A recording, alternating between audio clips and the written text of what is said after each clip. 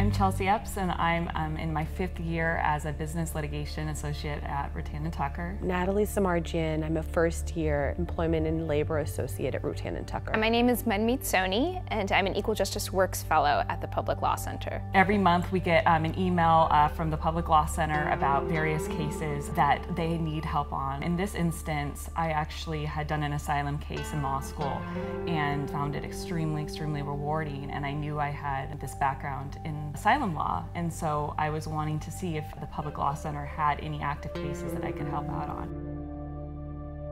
Asylum gives a person who's persecuted in their home country an opportunity to flee that persecution and receive legal status in the U.S. I had been in touch with Chelsea because we had spoken before about her interest in wanting to take an affirmative asylum case. So when this case came around, she was the first person I reached out to.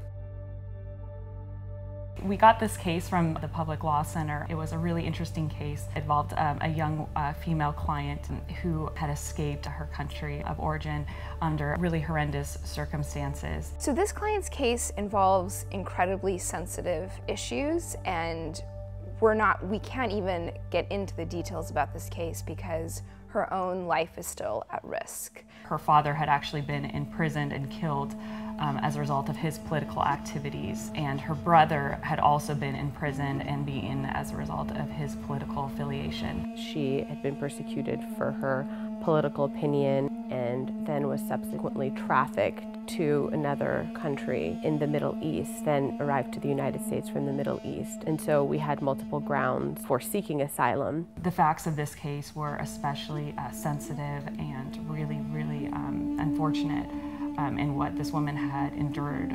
We felt her pain, and we knew her story. We knew how much she had overcome, and we, at this point, were just so invested in her having this new beginning. It's always been a personal goal of mine to have at least one pro bono case. I've always been involved in sort of public interest type work. My father is actually deaf, and I grew up fluent in American Sign Language and volunteered a lot with disability rights groups and other underprivileged populations. So it's just been a really important part of who I am. My mother and I emigrated to the U.S.